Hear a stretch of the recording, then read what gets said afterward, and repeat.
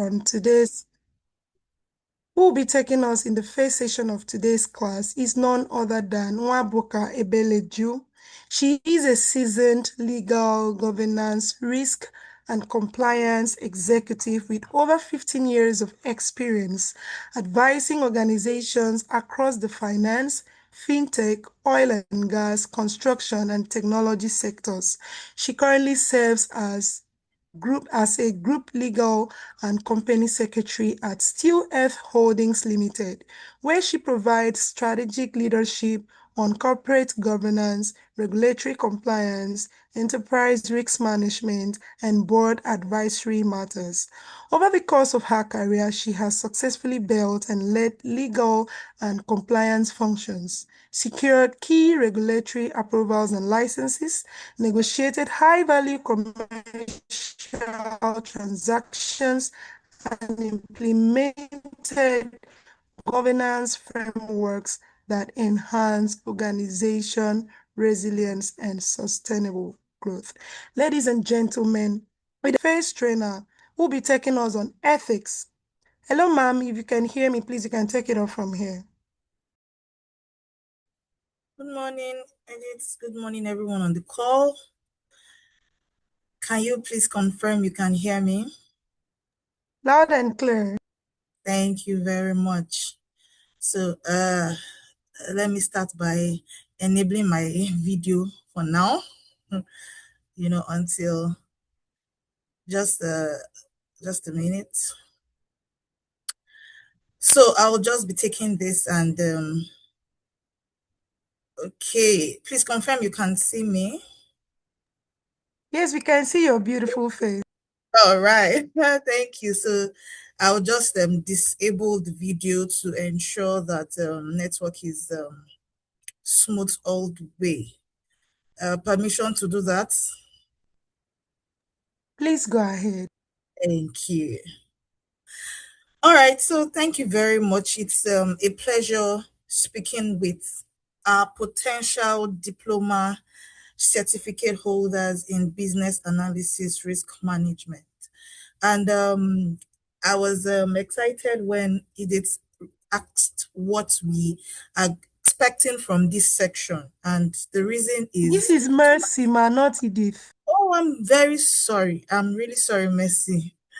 Thank you for the correction. So I was very excited when the question was thrown to everybody to indicate what exactly we want to take home from this session, so that we can all be in alignment. And at the end of this session, we have maximum value delivered to everybody.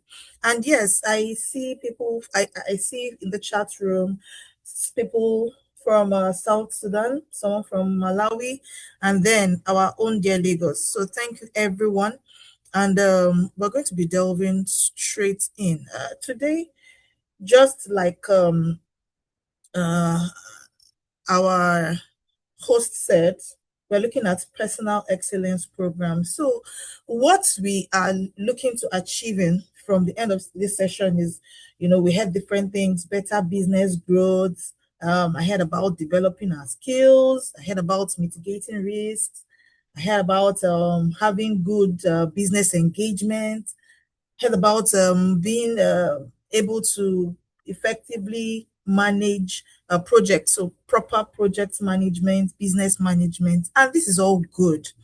But at the core of we wanting to be successful business owners, being able to run our businesses, being able to scale our businesses from where they are to where we want them to be, there are some nitty-gritties that we cannot run away from. There are nitty-gritties that we cannot avoid. And one of it is what we are going to be talking about today, which is around ethics. It's around ethics.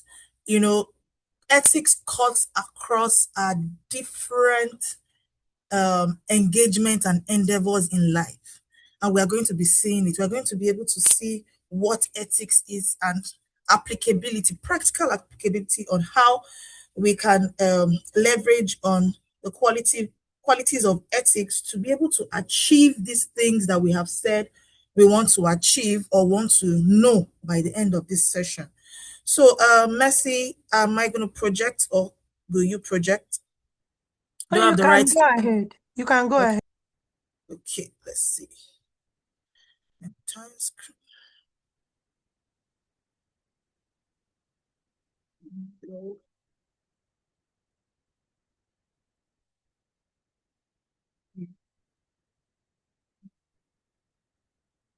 Please, can you confirm if you can see my screen?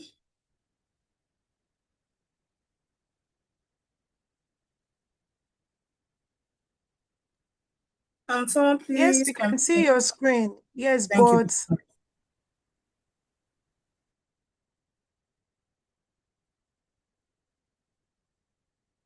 Sorry, Mercy, you said something, but okay, we are yet to see your the slide you are using. okay. It's no network. I'm projecting here.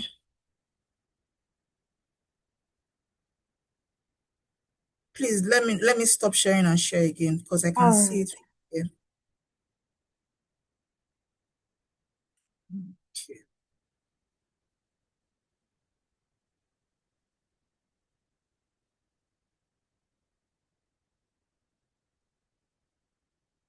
Okay. Is it visible now?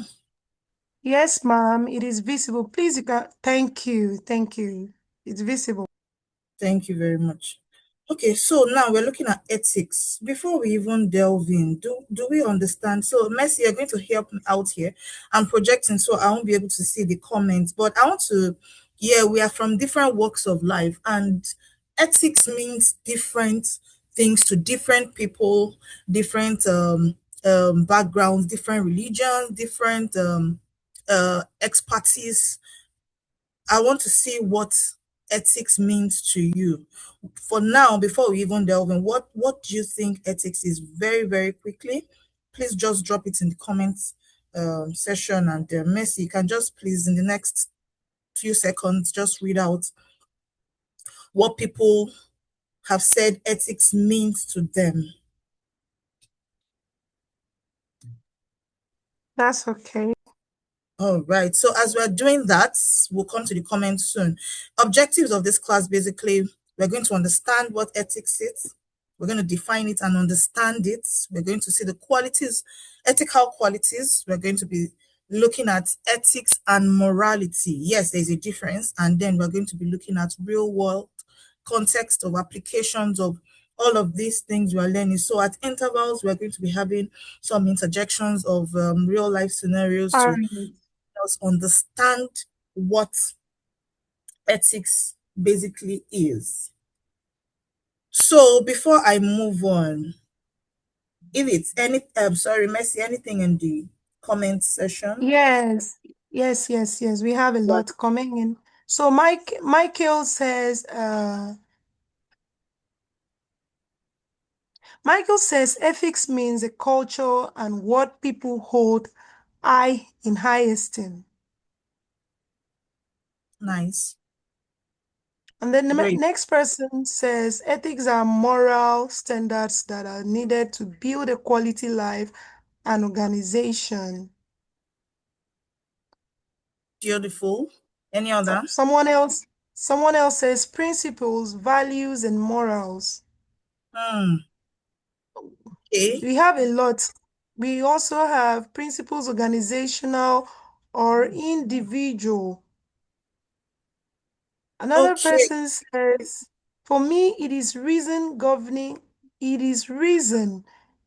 how I do things, how I behave. Okay. So thank you very much for all of that. It gives me an understanding that we have an idea of what ethics may be, but we're going to be taking it having a closer look at it.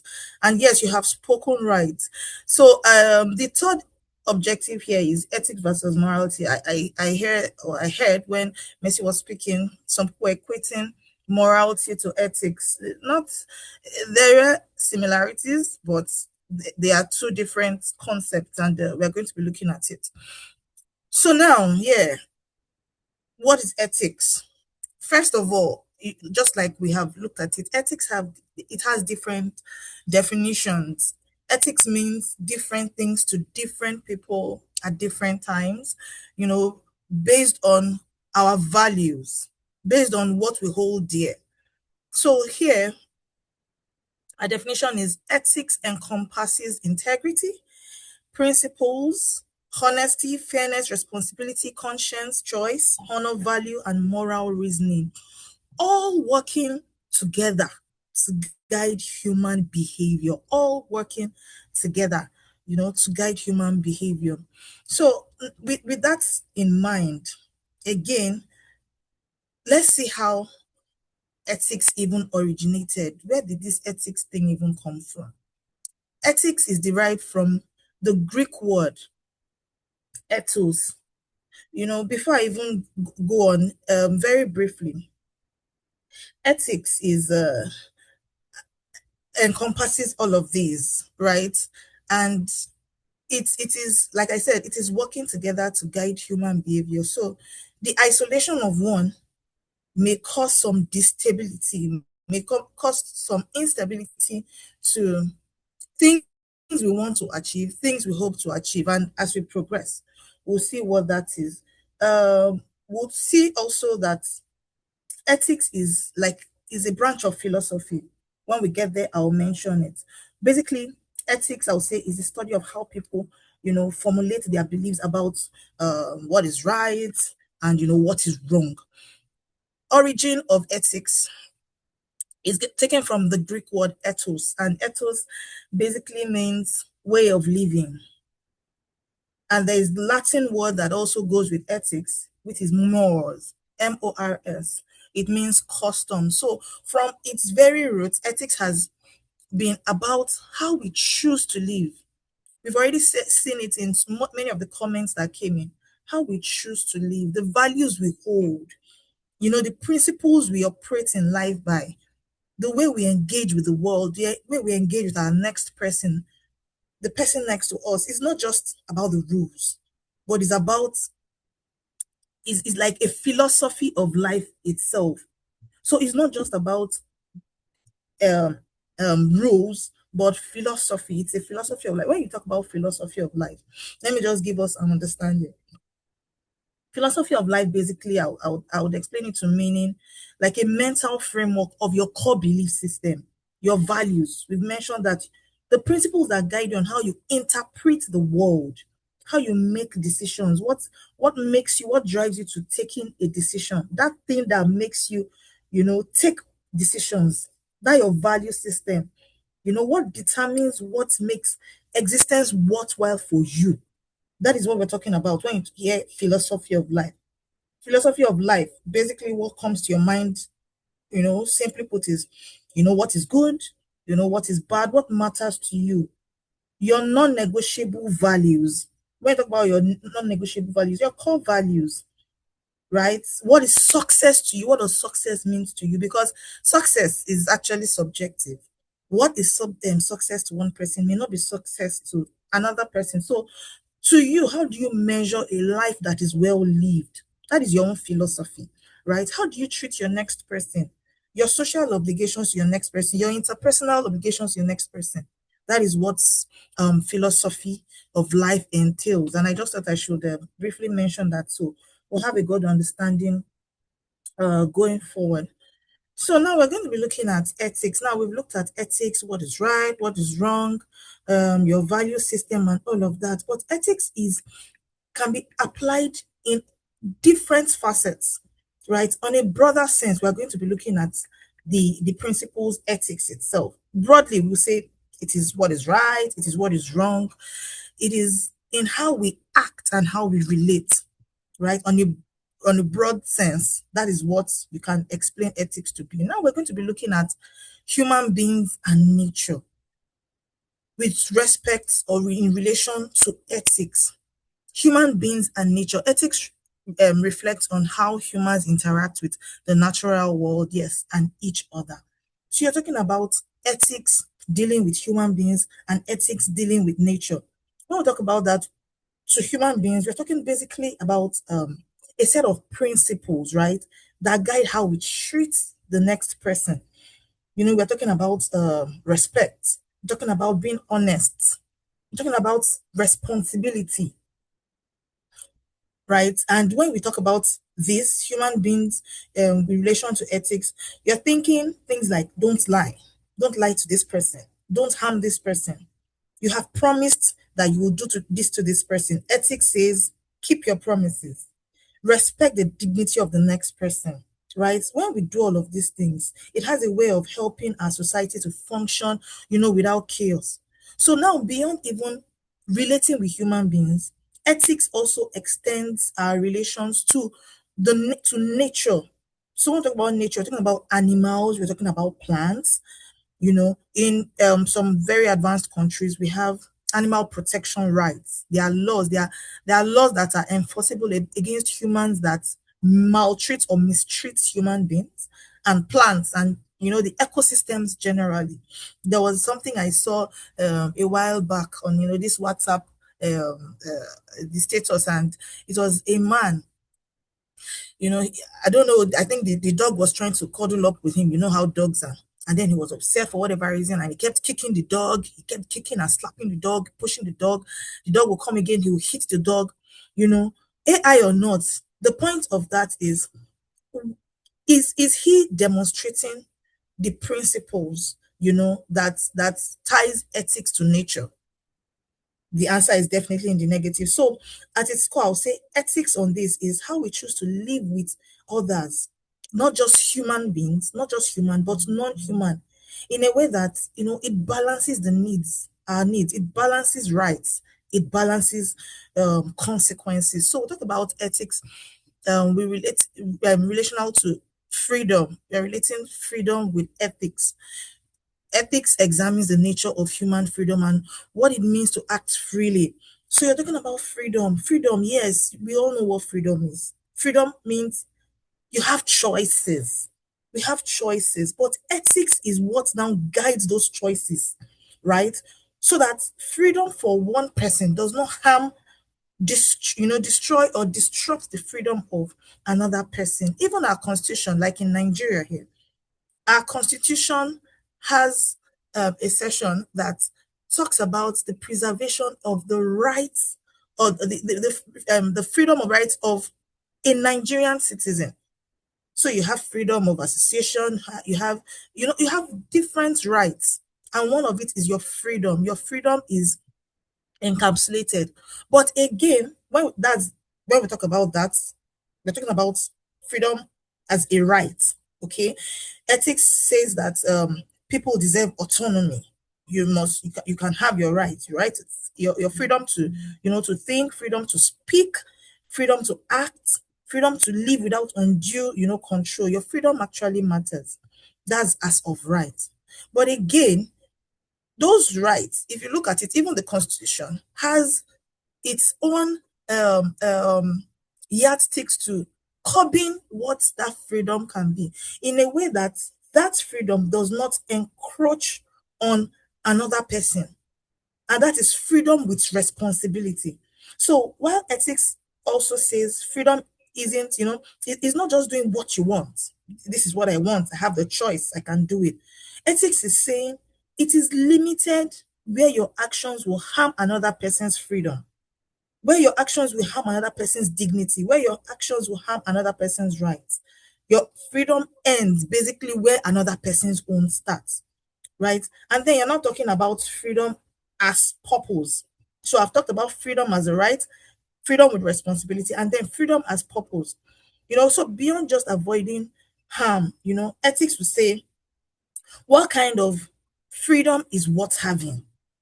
You know, what is what? Yes, we want the freedom, but which one is worth having? So basically, I'll say ethics is like on this point of freedom is the balance that keeps freedom meaningful. Just imagine a society that has unlimited, unrestricted freedom. What does that tell us? It's chaos. It's going to be a chaotic society. It's going to be this person you know disturbed my peace, and I had to gun him down. You can just do whatever you want to do because you have the choices. But here, ethics is now saying it's not just about doing what you want. It's the balance that keeps that freedom meaningful. So without it, it is chaos. And it is not just about doing what you want, or, it's also about restraint, restraining yourself not to kill somebody, not to harm somebody, But again, ethics gives that balance in a way that there's not too much restraint. Otherwise, it is not going to be, freedom again. So quickly we'll move to responsibility. Ethics, when it comes to responsibility, it considers our obligations to ourselves and others and the world around us. So when you hear responsibility, in the broader sense, ethics relating to responsibility, it talks to obligations. When you hear responsibility, it is obligations. Responsibility is ethics in action. That is what it is. Ethics in action. So ethics tells us what we ought to do, right? But here, responsibility is now saying you should actually do it, even when no one is watching. Even when no one is watching. This is a very, very core, quality that we're going to look at it subsequently. So let me not dwell too much on it here. But responsibility basically is actions, responsibility to yourself, responsibility to others. So to yourself, you can take responsibility for yourself by saying, I'm going to write, I have an exam. I'm so busy, but I must dedicate 2 hours every evening to read, every morning and every evening to read, because I must pass this exam once. That is you setting yourself accountable for something. And then responsibility is now you, when it is your alarm now rings, get up and take your books and read. That is what it is. So responsibility to yourself, keeping promises to yourself. You have promised yourself that you will write this exam in one sitting. So how do you do that? By executing maybe your timelines, executing your reading pattern, executing your timetable, how you have said you're going to do XYZ, right? Then you also talk about responsibility to others. So it means basically responding to the needs, or the impacts you have on people, responding to someone else's needs, or the impact, probably by virtue of the position you occupy in your company, by virtue of your position in the family, or as a mother, as a parent, or as a senior sibling. That's responsibility that is on you to take care of others. I can help out, so I will help out. That is what responsibility to others is about. So basically, we talked about freedom. Freedom is having choices. Okay. Now, ethics now tells you which choices are right. But responsibility is now stepping up to live by them. So here we're talking about freedom, we're talking about ethics, and then we're talking about responsibility. So very quickly, we're going to look at justice. Justice, ethics asks what is fair, right? Just in human relations and the society. Justice, what is justice? Justice is basically ethics of how you treat people, the ethics of treating people fair, treating people right, especially where interests clash. Let me emphasize this, especially where there are clashes of interest. So we have the court system. What does the court system try to resolve? Clashes in interests, where people reach dead ends. They can't go forward. They feel my rights are violated here. It is meant to be protected in so and so. And this other person, is also looking at it from his own angle. What does the court do? Brings all the points together to say, okay, let's balance the interest. Where should the scale weigh, right? So fairness basically is what is right, who gets what and why. Equal rules, equal dignity, no favoritism. There must be a balance, right? So that is what it is for justice. So freedom, having choices, right? Ethics is now choosing what is right. Responsibility is now owning your choices. Then justice is now making sure everyone gets a fair deal from those choices. Okay, so in general, ethics is concerned with human independence, like we have said, you're focusing on humans, you're focusing on the world, you're focusing on relationship, how it shapes your values and how it shapes your decisions. Now we're going to be looking at, before we even go here, maybe I should let me think of a scenario that will give to drive this point home. Okay, while I think about it, let's take this. Let's take this. We're looking at human autonomy and agency. So, the previous slides, we've talked about the freedom to have choices. We've talked about the responsibility to actually doing what you have said you want to do. Ethics in action, right? Now we're going to be looking at human autonomy and agency. Human autonomy and agency. Ethics is concerned basically, with human autonomy and agency. We have actually talked about it in the previous slide, but again, we'll look at it clearer here. When it examines the interactions and relationships between humans and the world around them. So when you hear autonomy, what does it mean? When you hear agency, what does it mean? Autonomy means making choices of your own free will, no coercion. You can think independent, you can act independent, you can self-regulate your behavior. You are responsible for the choice you make without any external influence. That is what autonomy is. Then when we talk about agency, we're looking at taking actions, that has an impact on one's own life, on the world, exercising the power and the control of one's decision, not just having the decision, but exercising the power and the control over it in a way that will shape your own destiny, or will create the outcome that you want, or will create an opportunity that will lead to the outcome that you want. Okay, so ethics basically examines how human affects the world, environment, that's a society, and how the world affects humans in return, that's your social norms and cultural expectations. So when we talk about, let me now, okay, let's bring it home. I know we work in different places, we have our different places of endeavors, we are engaged in different activities, and so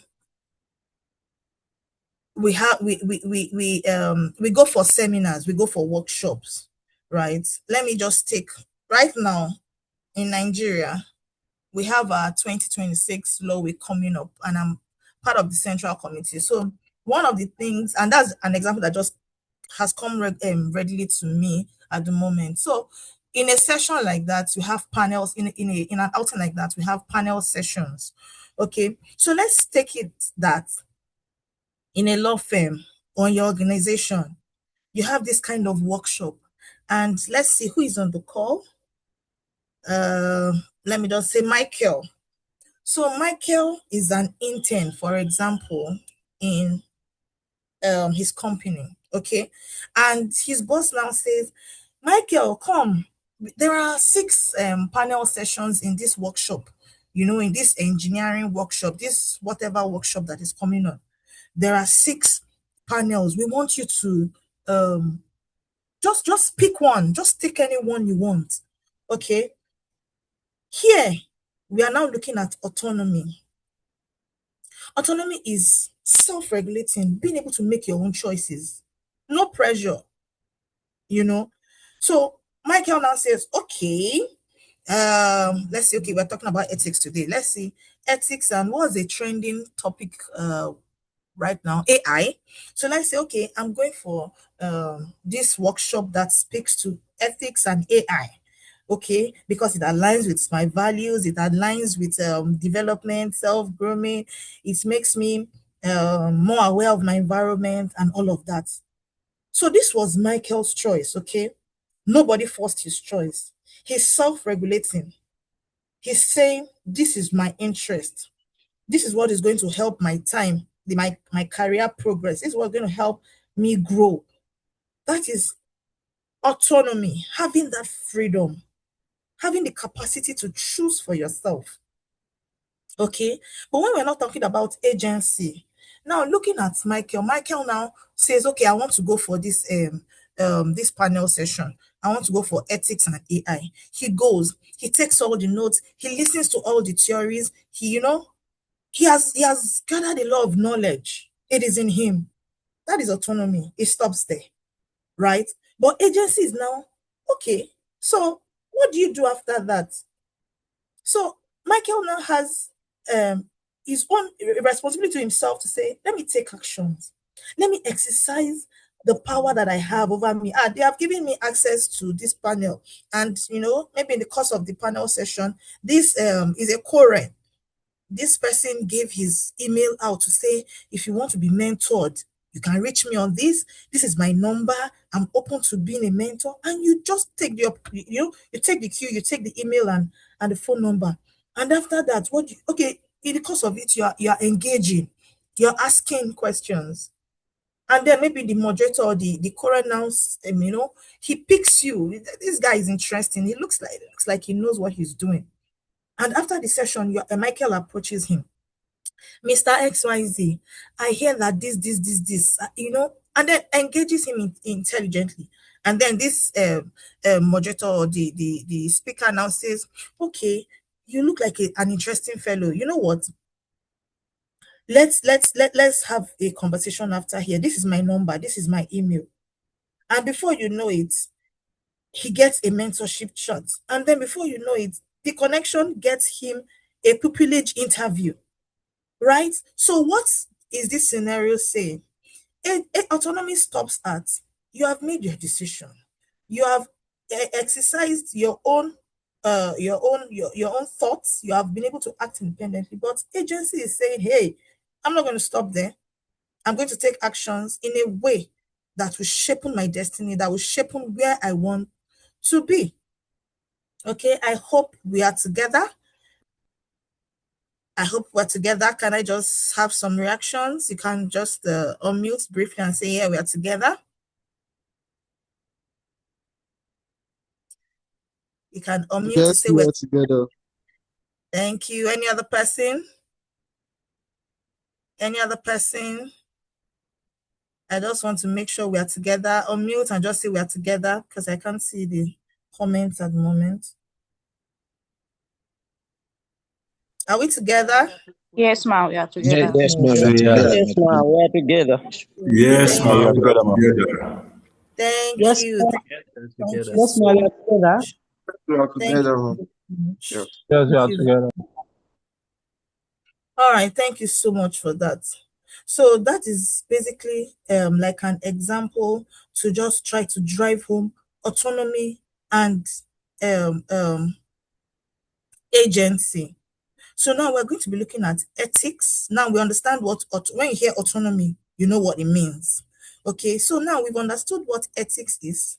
We've understood what autonomy is. But how does it even relate to our world? How does it even relate to our world? We're going to be looking at three aspects: thinking and deciding freely. Thinking and deciding freely. We've talked about autonomy. So autonomy and agency, imply that individuals have the ability to think and then make decisions. Okay. So autonomy is deciding freely. You can do what you believe, based on what you value. You have a mind of your own. Okay. When we now talk about ethics, we get to this. Ethics is now that guardrails for that freedom. Freedom to think it is great, freedom to think that fantastic. But ethics will say, okay, what happens to others when I act on my own thoughts? So ethics in this aspect, will keep those free decisions from becoming destructive, from becoming selfish in a way that it will negatively impact on another person. So basically, it is thinking freely, but choosing responsibly. Okay, so when we're not talking about our world, thinking and deciding freely, ethics, autonomy, and our world. So when we're talking about our world, this is where real life examples play out. This is where your theory that you have garnered, you have inculcated what you want to do. This is where it is put to test. So now let's bring it home. There are a lot of social pressures, a lot of economic pressure, safety issues, and when I say economic pressure goes with a lot of things. You can tie it to a lot of things. Economic pressure, people want to meet a particular kind of lifestyle.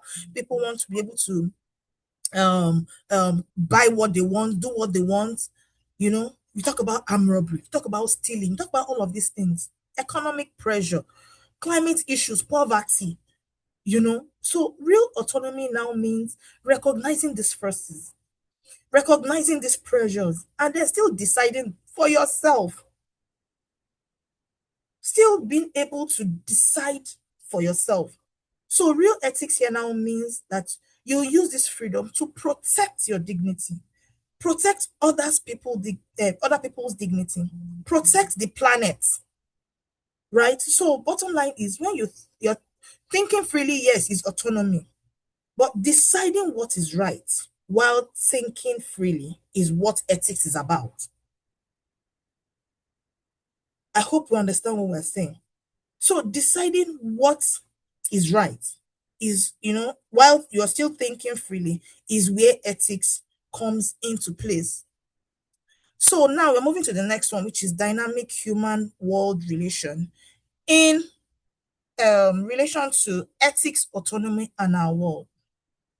So look at it as, when you hear dynamic, okay, we're looking at it as a two-way conversation. It is not a one-way rule book. So ethics is concerned with understanding and evaluating the dynamic relation with humans and environment, and how this relationship influences human decision making and values. Okay, so you shape the world. You shape the world. You're talking about autonomy. Again, it's about you being able to think freely, can decide freely. Every choice you make, what you buy, what you post on your social media handles, what you build, what you choose to ignore, despite the nudges of the world, that is autonomy. That's your ethics is now saying, is this nudge to do all of these things, is it helping or is it harming? Is it helping the next person? Is it helping our environment? Now, the world now shapes you back. That's the dynamic part. Now shapes you back. Whilst you are trying to shape the world, you shape the world. The world also shapes you. How does the world shape you? Through our society. Our society, we have laws, we have cultures, we have technology, we have money. There are external things that also shape us. They set the options you even see. So autonomy is not absolute. Let me use that word. It's not absolute. It is exercised inside all of these conditions I've mentioned. So ethics here means noticing all of these forces. Noticing all of these forces instead of pretending that I'm 100% free. I can do whatever I want to do. I have autonomy. I have the capacity and the capability, right? So the dynamic parts merging all of this is that constant feedback. The world gives you limits. You have your possibilities. What do you make of it? You can now think freely. You can decide freely. But again, it takes us further. Your actions can now change the world a little. I mentioned it. What are the results of your actions? And then, it goes round and round in that circle. So ethics is what keeps that loop from breaking. It balances freedom with responsibility to others and then to nature. So in one line, let me just say, autonomy lets you act, right? Ethics guide how you act. And the world is now both your stage and your partner in the act. So when it now happens to come to you, and when we are looking at ethical qualities, we'll be able to understand some of these real life scenarios better. So when life now throws, there is this adage that says, when life throws lemons at you, what do you do with it? You pick it up and do what? Do you say, oh, what all these lemons, what are they doing? It's hurting. I need to leave here. And you get upset. Or do you pick up those lemons and then you make a lemonade out of it? And in fact, some people will even commercialize that lemonade. Okay, so that is what it is.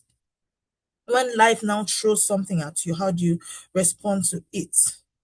So we're looking at then the third one is interconnectedness of existence. Okay, so interconnectedness is a fact.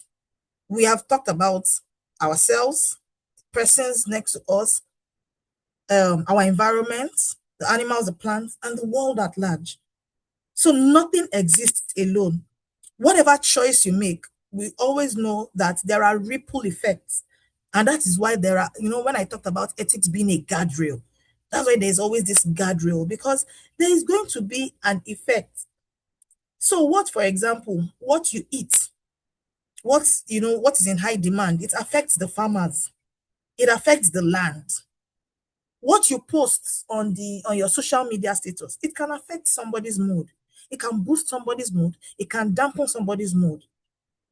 Okay, so it's a ripple effect, actions and effects of those actions. Now I want to talk about autonomy in respect to this.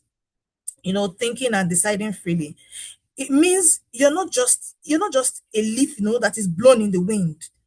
You have the ability to pause. You have the ability to reflect, choose your strand, in the web instead of just reacting. That freedom is real, but it's actually relational freedom. Again, looking at the guardrails provided by either equity, provided by the laws, provided by the customs. So ethics now talks about how you treat that web. So if we are all connected, we now can understand that, when you harm one part, you harm the whole, including you. So once you're doing something, you're harming something. It is a ripple effect. For example, an example that comes to mind is you're on the road, you finish taking a sachet of water, you throw it on the road. You finish taking a bottle of water, you throw the can out on the road. You finish doing something with plastic bag, you throw it out. And imagine everybody's just doing that. And then it rains. What happens? Our drainages are blocked. All of these things are washed into our drainages, and there is no way for the water to flow out. That's your one action done. That's one action. What has it done? It has caused that ripple effect of flooding. So that is what this interconnectedness of existence means. You to your environment, to the animals, to what you do generally that shapes our lives and world around us. So ethical qualities, I'll move faster. Ethical qualities. So we've talked about a lot of it. We've talked about a lot, but when we talk about qualities, we are saying these are the things that make up ethics. Talk about integrity, moral principles, honesty, what is right, responsibility, fairness, conscience, choice, and honor. All these are ethical qualities. Now we're going to be looking at, I think, six. We're going to be looking at six ethical qualities, the core concept. So first is morality. So many people say, oh, morality and ethics, they're the same. They're not really the same, but it's equality. We're going to be looking at that, shortly. Morality refers to a system of principles and values and beliefs that govern what is considered to be right and wrong in a society. It encompasses ethical standards. Morality influences how individuals and societies evaluate actions and make ethical judgments. That is what morality is. We're going to be looking at it very shortly. So let me skip that. Confidentiality. When you talk about confidentiality, what does it mean? It's a principle of basically protecting privileged information, what is sensitive, what is private, not disclosing it to an unauthorized person. So in different spheres of life, for example, I'm a lawyer, we could have doctors here, we could have businessmen here, and we usually execute documents. We have, for example, as a lawyer in Nigeria, we have something we call RPC, Rules of Professional Conduct. And one of it is maintaining confidentiality. So you have that duty to maintain confidentiality with your clients. So it is in the medical world. Doctors have that doctor-patient confidentiality. In the business world, we go on to sign NDAs, that's non-disclosure agreements, confidentiality agreements, data privacy and protection. All these are information protection documentations and policies, to ensure that all of these things that we're doing with our clients, with our doctors, with our patients, all these sensitive information, privileged information are not divulged to unauthorized persons. And of course, when we do that, when we do otherwise, there are consequences. In the legal space, there are consequences. In the medical space, there are consequences. As a business person, you execute an NDA and then you violate, there are consequences. Another core concept of core concept of ethical quality is integrity. Integrity, this is a very personal value for me because it is a core value for me. Integrity is the quality of being honest, ethical, and having strong moral principles. So it involves consistency in one's action, adherence to a code, ethics, or values, even when faced with difficult decisions or temptations. So individuals with integrity are trusted and respected for their honesty and reliability. And I can say this boldly, if not even in the present, eventually there is going to be that trust. You're building, integrity. For me, I see it as a currency that builds trust. It builds honesty. It builds people being able to rely on us. Let me give you a very brief example. Real life story. One of the places I worked previously, I worked very closely with the CEO, of course, by virtue of my position. And we had to do some correspondences dissemination. I had to send out some documents, and the law required that I give a stipulated amount of notice and evidence to show that I served these people within this time frame, right? And my CEO, in business is about speed. So my CEO was like, I can't afford this. I need this thing quicker than this. I tried to explain to say, this is what we have to do. Let us do it this way. But at the end of the day, eventually, he suggested that, okay, is it not evidence they need? What is the evidence? Is it not acknowledgement copy? And let's type out the acknowledgement copy and let's stamp it and let's send it to our regulators. Moreover, if we do this, it's not going to harm anybody, which in actual fact was the case. But the truth is, my integrity says I should do this. I'm acting in my professional capacity and I'm going to advise you accordingly. This is what the law says. It's not even also going to harm you. If you stay the number of days, guess what? At the end of the day, after that, the relationship turned kind of sour and it kept going south until I resigned. So at that point, he escalated to the chairman of the board, to the directors and all. There was a lot of pressure. I didn't cave in. I exited the system. Guess what? 3 years down the line, the chairman of the board calls me to say, hey, Wabaku, I got this very big contract. I need a lawyer I can trust to handle this thing. I need a lawyer that I know has integrity to handle this thing. And guess what? From nowhere, he just came and he offered this to me. So what am I trying to say? Integrity later on pays. In the face of temptation, in the face of wanting to curry, favors from your superiors, do you drop the ball? Another quality is decision making. So when you're talking about decision making, you're talking about there is a process to decision making. You don't just jump into decision making. If your decision making, should be ethical, then you must first of all assess your information. You must evaluate your options. You must consider the consequence before you make your judgment. You don't do 4 before you go back to number 2. You don't do number 3 before you go back to number 1. So honesty. When you talk about honesty is another ethical quality. It is the quality of being truthful, straightforward, sincere. Sincerity. We're talking about, many of us, when at the beginning of this call, you want to be you want to have skills, you want to be able to mitigate risks, you want to be able to be a better person in business, you want to have good project management. I can tell you with all sense of responsibility that honesty is a key requirement. You may feel that maybe you're going to, jump over some of these things, but in the long run, there is this, I talked about ripple effect. There is a ripple effect. It is what it's just going to do. It's just going to erode trust. People will not trust you again. In the interim, people may still be singing your praise. Hey, yes, he's the guy. He knows how to do it. She's the lady.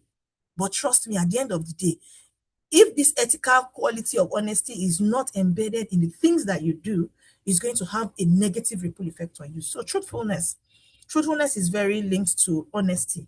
Continuously, consistently telling the truth despite issues, consistently remaining honest. So now we're talking about ethics and morality. Ethics and morality, many people, like at the beginning, used this word interchangeably. But many people have said, okay, morality is ethics, ethics is morality, but there is a difference. So morals is basically knowing what is right and what is wrong, knowing the principles, understanding why. But reasoning is now applying that logic, applying it. So it now tilts somehow to the principles of, when we talked about autonomy and agency. You know the principles, and then now you apply it. So ethics is basically, a reasoned, reflective approach to moral questions, moral philosophy in action. So we're going to be looking at using this car analogy. So some of us that drive will understand that some of the things that we do it because we have been told to do it. We have been told that this is what is best for the car. Okay, as drivers, we'll just follow that road. We'll just do it. We may not even understand the principles, right? As a driver, you just stick to the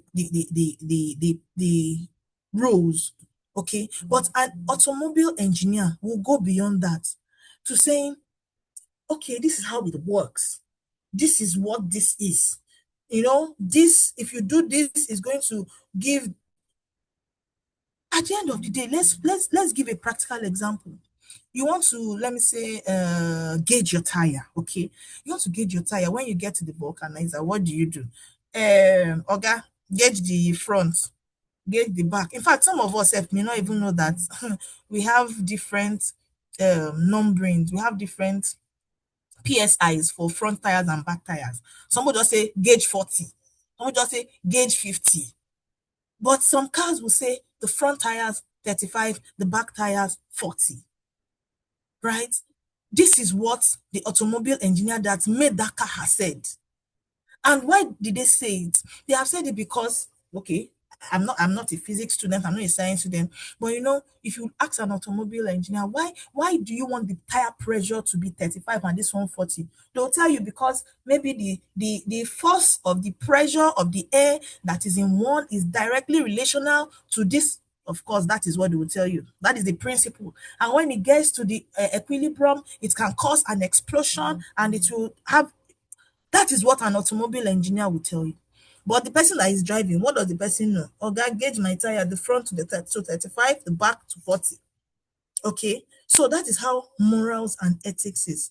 The driver knows how to drive. The driver knows, okay, this is what I'm meant to do. I'm following the rules. He may not have a deeper working of what is underneath, unlike what the automobile engineer will tell you, which is ethics. So ethics is the principles, morality is like the application. Consequences of ethics. When you stick to ethics, we talked about ethical qualities, you have positive consequences. When you don't stick to it, you have negative consequences. Positive consequences include safeguarding the society, feeling good. I don't know how many of us, when you have done something good, especially in the face of opposition, and you maintain your stand, subsequently, you'll be like, I'm happy I did this. You have that peace. Okay, that's consequence, good consequence, positive consequence of ethics. Creating credibility, we talked about it, trust, integrity, satisfying basic human needs. Then negative consequences, talk about loss of trust, you talk about nepotism, talk about corruption, of course, talk about crimes. And we can see it very visibly play out in our society today. All right. So applied ethics in action. We've talked about this. So in different worlds, with different dimensions, ethics comes out in our daily lives, in our professional conduct, society responsibility. In the healthcare system, we have healthcare, we have ethics, healthcare ethics, we have legal ethics, we have technology ethics, we have business ethics, we have environmental ethics, we have leadership ethics. Now you want to be able to lead a conglomerate, you want to scale your business, you want to properly manage that business. You must have good leadership ethics. Otherwise, that business will crumble. And that is a fact. You want to go into a business, but you don't have business ethics. Your corporate governance is not in place. You're no transparency, no accountability. You're not answerable for what you do or the outcome of your actions.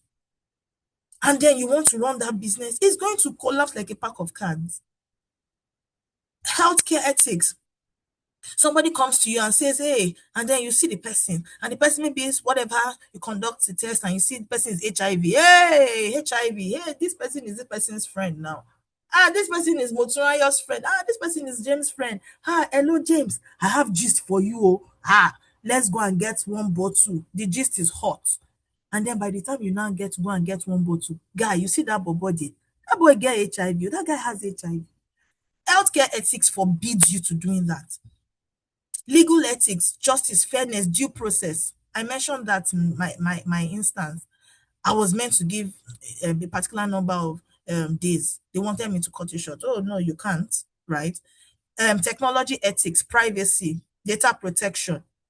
When you collect, data protection requires that when you collect data from a subject, you tell the person what you want to use the data for, and that is what you should do with it. You cannot collect data for something and use it for another thing. Okay, so now we move to private versus public ethics. When you look at private ethics looks at ethics that you display to your loved ones, to your family, people that you have strong emotional ties with, and it's basically informal. But when you talk about public relations, you're talking about your co-worker, you're talking about strangers, you're talking about formal relations. Social obligations are stronger there. So private versus public ethics. Private relationships largely involve relations with family and friends, and hence they are mostly informal in nature. I'm sure you would agree with me. Private relationships are often driven most of the time by emotions and not by reasoning. Oh, this person is my brother. Oh, this person is my sister. Oh, this person I'm in a position to help this person, even when it means cheating for that person in an examination hall, because you think you are more abreast of that subject. Oh, let me help my brother. He has repeated this class several times. He cannot repeat it again. Let me help him. That is the unethical practice that could result if ethics in private relationships are not managed properly.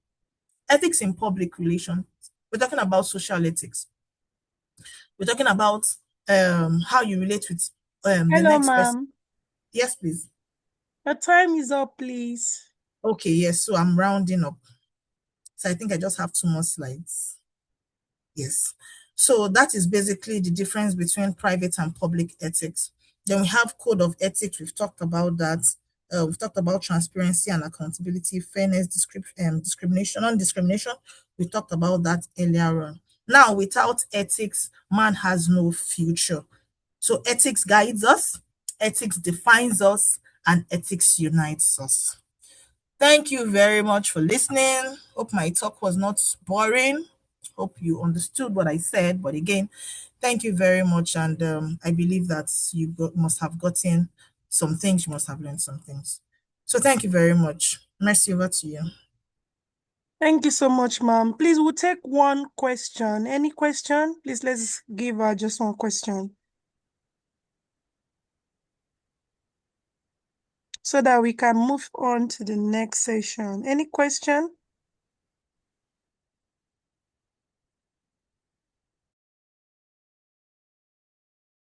Right. Thank you so much, ma'am, for a wonderful session. There is no question for you, so we really appreciate your time.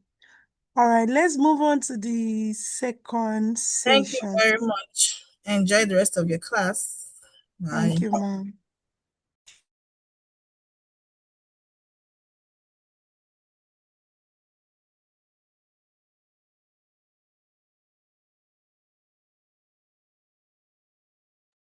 All right, thank you, everyone. Please permit me to share my screen so we can move on to the next session.